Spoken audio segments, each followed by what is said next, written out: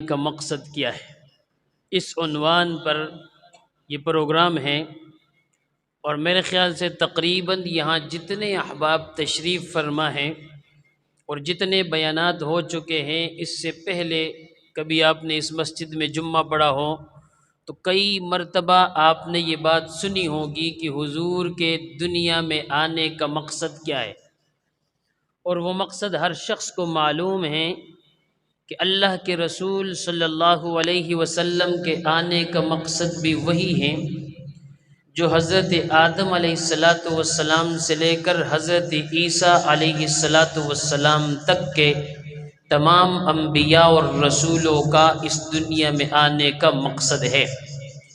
اور ان مقاصد میں مین اہم اور بنیادی مقصد وہ اللہ کی توحید کو عام کرنا ہے۔ حضرت آدم سے لے کر حضرت عیسیٰ علیہ السلام تک جتنے بھی انبیاء اور رسول آئے ہیں، ہر نبی اور رسول نے اپنی امت کو یہ دعوت دی ہے کہ یا ایھا الناس، اے لوگو، میں اللہ کا رسول تمہارے پاس آیا ہوں اور یہ پیغام لے کر آیا ہوں کہ لا الہ الا اللہ کا اقرار کر لو، اسی میں دنیا اور آخرت کی کامیابی ہے۔ لا الہ الا اللہ کا مطلب کیا ہے؟ لا الہ الا اللہ کا مقصد کیا ہے؟ مطلب اور مقصد ایک ہی ہے کہ مان لو جو کچھ ہوا ہے، جو کچھ ہو رہا ہے، جو کچھ آئندہ ہوگا، سب کا سب صرف اور صرف اللہ کی طرف سے ہے۔ اللہ کے بغیر دنیا کی کوئی طاقت کچھ بھی نہیں کر سکتی۔ دنیا کے جتنے بھی معاملات ہیں، یہ معاملات چلانے والا کون ہے؟ آسمان اور زمین کو پیدا کرنے والا، مرد اور عورت کو پیدا کرنے والا، زندگی اور موت کا پیدا کرنے والا، بیماری اور صحت کو پیدا کرنے والا، عزت اور ذلت کا مالک، اولاد دینے والا اللہ ہے۔ وَلِلَّهِ مُلْكُ السَّمَاوَاتِ وَالْأَرْضِ، آسمان اور زمین کا بادشاہ اللہ ہے۔ يَخْلُقُ مَا يَشَاءُ إِنَاثًا، جسے چاہتا ہے بیٹی دیتا ہے۔ وَيَهَبُ لِمَن يَشَاءُ الذُّكُورَ، جسے چاہتا ہے اولاد نرینہ دیتا ہے۔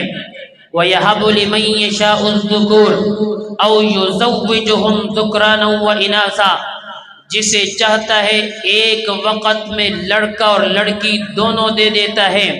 یہ میرے اللہ کی قدرت ہے، اللہ کے علاوہ کوئی کچھ نہیں کر سکتا۔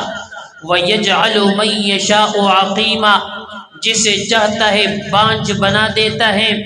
وہ لاہور کے جس ہسپتال کا بھی رخ کر دے، ہسپتال کا ڈاکٹر پیسے لے کر یہ کہنے پر مجبور ہو جاتا ہے کہ بھائی سمجھ نہیں آ رہی کون سی بیماری ہے، بیماری ہمیں نظر نہیں آ رہی، مرد بھی تندرست ہے، عورت بھی تندرست ہے، سارا نظام صحیح ہے، لیکن اولاد نہیں ہو رہی، دنیا کی کوئی طاقت اولاد نہیں دے سکتی۔ یہ قدرت بھی اللہ کی ہے۔ قُلِ اللَّهُمَّ مالک الملک تؤتی الملک من تشاء وتنزع الملک ممن تشاء وتعز من تشاء وتذل من تشاء بیدک الخیر انک علی کل شیء قدیر۔ عزت دینے پہ آئے، دنیا کی کوئی طاقت رسوا نہیں کر سکتی۔ جسے گھر کے اندر بیٹے بیٹے رسوا کر دے، دنیا کی کوئی طاقت عزت نہیں دے سکتی۔ جسے چاہے راتوں رات، دن کے وقت نہیں، رات کے وقت عدالت لگوا کر کرسی سے نیچے اتار دے، دنیا کی کوئی طاقت اوپر لے کر جا نہیں سکتی۔ اور جسے جیل سے اٹھا کر جنگ کا MNA یا MPA بنا دے، دنیا کی کوئی طاقت اسے ہٹا نہیں سکتی۔